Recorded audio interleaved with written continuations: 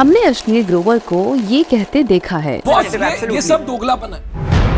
मैं तेरा दोगलापन उतारता हूँ। मैम ये पहला प्रोडक्ट है पूरे दुनिया में, इट्स अ पैटेंटेड नहीं पहला और आखिरी प्रोडक्ट भी है। मेरे को लगता है भाई तू नौकरी ढूंढ, तेरे को पहले समझना पड़ेगा धंधा होता कैसे है। तू तो बस वानाबी सुपरस्टार है भाई, तू कुछ नहीं है भाई तू। लेकिन क्या आपने कभी सोचा है आखिर अश्लील ग्रोवर धंधा कैसे करते हैं?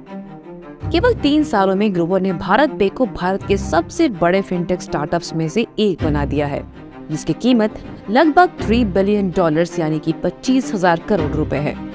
फोन पे और पेटीएम जैसे डिजिटल पेमेंट्स ऐप दिग्गजों के बाद बाजार में प्रवेश करने के बावजूद भारत पे ने इस तरह की सफलता कैसे प्राप्त की?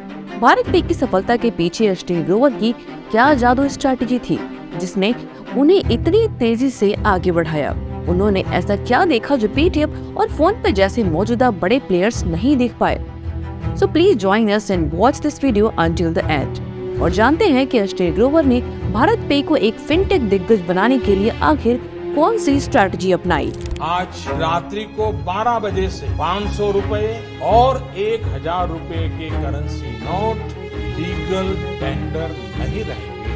नोटबंदी के बाद डिजिटल पेमेंट में भारी बढ़ोतरी हुई। नोटबंदी के बाद डिजिटल पेमेंट कंपनियां इस मौके को भुनाने में कोई कसर नहीं छोड़ रही। नोटबंदी के बाद से किस तरह से आप पेमेंट ले रहे हैं? अब जो नोटबंदी के बाद तो ये आसान हो गया इससे कि हमें कैशलेस काम करना है। 2016 में इंडिया में डिजिटल रिवॉल्यूशन के साथ पेटीएम और फोन पे जैसे फिनटेक कंपनीज ने पेमेंट पर फोकस किया, लेकिन उन्हें साइन अप करने के लिए कैशबैक जैसे इंसेंटिव्स पर बहुत अधिक पैसे खर्च करके कस्टमर्स पर ज्यादा फोकस किया।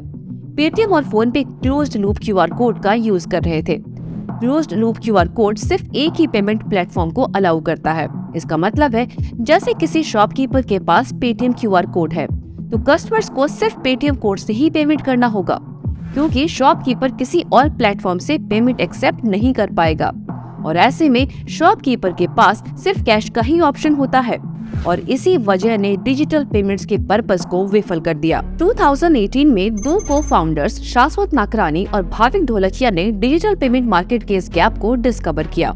डिजिटल पेमेंट करने के लिए रिटेलर्स के द्वारा बहुत सारे अलग अलग क्यूआर कोड का यूज करना एक गैप था। इन 2 स्पारिंग इंजीनियर्स ने यूपीआई के बेनिफिट इंटरऑपरेबिलिटी का फायदा उठाकर व्यापारियों की हेल्प करने का एक तरीका निकाला था, जिसके अंदर किसी भी पेमेंट ऐप से पेमेंट करने की एबिलिटी थी। उस टाइम पेमेंट कंपनीज की क्लोज्ड इकोसिस्टम द्वारा इस इंटरऑपरेबिलिटी के आइडिया को काफी इग्नोर किया गया। नाकरानी के सॉल्यूशन का मतलब था कि व्यापारियों को केवल एक ही क्यूआर कोड की आवश्यकता होती है, जिसका यूज किसी भी पेमेंट ऐप के थ्रू किया जा सकता है, लेकिन वो इस बारे में काफी अनश्योर थे कि इसे कॉमर्शियलाइज कैसे किया जाए। एंटर ग्रोवर। ग्रोवर, जो कि आईआईटी दिल्ली में 16 साल पहले नाकरानी के सीनियर थे। जहां नाकरानी के पास टेक्निकल स्किल थी, वहीं अश्लील ग्रोवर में स्ट्रैटेजी और एग्जीक्यूशन स्किल्स थी और इस तरह भारत पे का जन्म हुआ। जून 2018 में भारत पे ने न्यू दिल्ली के कमर्शियल हब नेहरू प्लेस में एक पायलट प्रोजेक्ट के तौर पर merchants focused QR code launch किया। इंटरऑपरेबिलिटी फीचर और सबसे इम्पोर्टेंट जीरो ट्रांजैक्शन फीस से अट्रैक्ट होते हुए पहले ही महीने में लगभग 1000 मर्चेंट्स इसमें शामिल हुए। और हाँ, इस सेगमेंट में एक और बड़ी प्रॉब्लम ये थी कि हर पेमेंट गेटवे कमीशन का 1% से अधिक चार्ज करता था।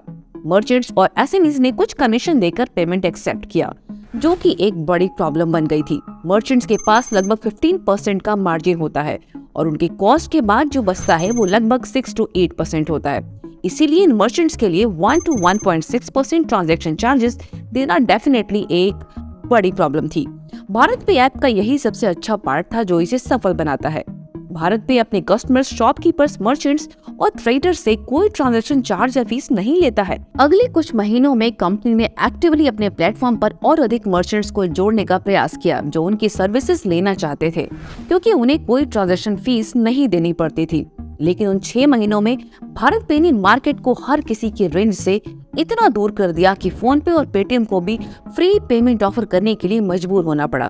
इसके बाद जल्दी ही इंडियन गवर्नमेंट ने, जो कि डिजिटल पेमेंट्स को बढ़ावा देना चाह रही थी, उसने ये रियलाइज किया कि हाई एमडीआर कॉस्ट की वजह से डिजिटल पेमेंट को अडॉप्ट करने में प्रॉब्लम आ रही थी और इसी वजह से एमडीआर फीस को हटा दिया गया। ग्रोवर कहते हैं कि जनवरी 2020 से मेरी सबसे बड़ी कॉस्ट आइटम जीरो हो गई। तब तक कस्टमर एक्विजिशन अपॉर्चुनिटी के तौर पर कंपनी ही पेमेंट ट्रांजैक्शन के कॉस्ट को पे कर रही थी। अमेरिकन एक्सप्रेस में लगभग 2 सालों में उन्होंने 100 से अधिक फाउंडर्स के मुलाकात की जो कि केवल पेमेंट में थे, जिसके 2 विजन्स थे। एक, रिटेल में मार्जिन कम था और दूसरा, शॉपकीपर सर्विस के लिए पेमेंट नहीं करते। लेकिन उन्होंने ये रियलाइज किया कि शॉपकीपर्स लोन पर इंटरेस्ट देने के लिए रेडी थे। लोन मिलेगा? हाँ, पूरे 7 लाख तक का। तभी उन्होंने फिनटेक स्पेस में कुछ करने का डिसीजन लिया, जिसमें मेन फोकस रिटेलर्स थे। एक बड़े मर्चेंट बेस के साथ स्मार्ट ग्रोवर ने आगे एक बड़ी अपॉर्चुनिटी को समझा और इसी प्लेटफॉर्म पर लोन देना स्टार्ट कर दिया। ग्रोवर कहते हैं कि कोई भी इस सेगमेंट के मर्चेंट्स को पैसे उधार नहीं देता। इसके पीछे का रीजन ये है कि बैंक्स के पास शॉपकीपर्स के बिजनेस साइज का कोई एक्सेस नहीं है। इंडिया में अप्रॉक्स 70 मिलियन शॉपकीपर्स हैं और बहुत ही लिमिटेड लोन ऑप्शन के साथ वो करीब 90% रिटेल मार्केट को कंट्रोल करते हैं। जनरल बैंक्स छोटे मर्चेंट्स को लोन नहीं देते। किसी भी बड़ी कंपनी के लिए बैंक से लोन लेना बहुत आसान होता है, लेकिन एक छोटे और नए एंटरप्रेन्योर के लिए लोन बहुत ही मुश्किल से अप्रूव होता है। भारत पे फिनटेक ने इस प्रॉब्लम को समझा और ऐसे मर्चेंट्स के लिए एक सॉल्यूशन निकाला। भारत पे मर्चेंट्स को 20,000 रुपए से 7 लाख रुपए तक का लोन 12 महीने के लिए 2% मंथली इंटरेस्ट रेट के साथ देता है। लेकिन ये प्रोडक्ट लोन कैसे काम करता है? भारत पे ने एक आर्टिफिशियल इंटेलिजेंस बेस्ड एल्गोरिदम को डेवलप किया है जो कि शॉपकीपर्स की हर ट्रांजैक्शन एक्टिविटी को ट्रैक कर लेता है और साथ ही इस भारत पे प्लेटफॉर्म पर अदर प्रोडक्ट्स के यूजेस को भी ट्रैक करता है, जिससे उन्हें बिजनेस में कैश फ्लो के बारे में जानकारी मिलती है। इसके बाद लोन ऑफर करने के लिए मर्चेंट्स की लोन हिस्ट्री और क्रेडिट स्कोर का एक साथ एनालिसिस किया जाता है और फिर भारत पे का NBFC पार्टनर लोन के प्रोसेस को कंप्लीट करता है, जिसके कुछ दिनों के बाद मर्चेंट के अकाउंट में अमाउंट क्रेडिट कर दिया जाता है। पूरा डिजिटल प्रोसेस हैसल फ्री और सबसे इम्पोर्टेंट, मर्चेंट्स को लोन क्लेम करने के लिए कोई भी सिक्योरिटी डिपॉजिट गारंटर के तौर पर नहीं देना होता है। मर्चेंट्स बड़ी ही आसानी से लोन को डेली इंस्टॉलमेंट्स पे दे पाते हैं। फिलहाल भारत पे हर महीने अप्रॉक्स 300 करोड़ रुपए का लोन प्रोसेस करता है। अब आप सोच रहे होंगे कि क्या वो बिना किसी सिक्योरिटी डिपॉजिट या गारंटर के लोन दे रहे हैं, फिर वो उन मर्चेंट से पैसे कैसे वसूल रहे हैं? दरअसल मर्चेंट्स पेमेंट ट्रांजैक्शन के लिए भारत पे ऐप का यूज करते हैं। कंपनी पेमेंट रिसीव होने पर मर्चेंट से फीस लेकर ट्रांजैक्शन प्रोसेस को बहुत ही आसान बनाती है, जिससे भारत पे और मर्चेंट्स दोनों के लिए आसान हो जाता है और इसीलिए इनका रीपेमेंट रेट है 96%, जो कि मार्केट में सबसे अच्छा है। भारत पे प्लेटफॉर्म पर लोन देने का मतलब peer to peer lending platform बनाने की अपॉर्चुनिटी भी है। स्पेशली कैश रिच मर्चेंट्स के लिए इसकी जरूरत थी, जो कि अर्जेंट नीड वाले लोगों को पैसा उधार देना चाहते थे। जो मर्चेंट्स भारत पे के साथ पैसा बचा रहा है वो 12% तक कमा सकता है और वो पैसा एक बोरोवर को अलोकेट किया जाता है, जो कि 24% तक का पेमेंट कर रहा है। कंपनी देश में सबसे बड़ा पीयर टू पीयर लेंडिंग चलाने का क्लेम करती है। अब तक कंपनी ने अप्रॉक्स 1900 करोड़ रुपए का डिसबर्समेंट भी किया है। भारत पे ने 2018 में अपने इंसेप्शन के बाद से किसी भी पार्टी से किसी तरह के डिजिटल पेमेंट पर कोई फीस नहीं ली है। भारत पे ऐप पूरी तरह से फ्री है। कंपनी का रेवेन्यू 2021 में 2020 के कंपैरिजन में 20 गुना बढ़ गया है। केवल 4 सालों में इसके कस्टमर्स 10 लाख तक बढ़ गए। इस ऐप के 7,50,000 एक्टिव यूजर्स हैं।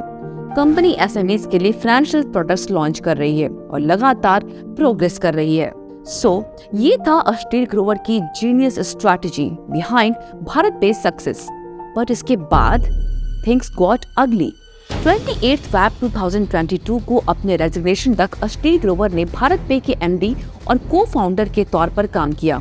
उनका रेजिग्नेशन शार्क टैंक शो में या कोटेक एम्प्लॉय के साथ फोन पर रूड बिहेवियर से रिलेटेड नहीं था, बल्कि इसके पीछे फाइनेंशियल मिसकंडक्ट एक रीजन था, जिसे भारत पे बोर्ड देख रहा था।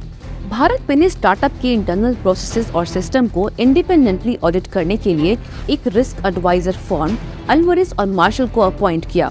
भारत पे के एक्स को फाउंडर और MD ने इन्वेस्टर्स से उन्हें खरीदने के लिए 4000 करोड़ की डिमांड की थी। हालांकि भारत पे ने इसे रिजेक्ट कर दिया। एनीवे, अस्टीर ग्रोवर के राइज एंड फॉल की पूरी डिटेल्स जानने के लिए इस कंट्रोवर्सी पर देखिए ये वीडियो।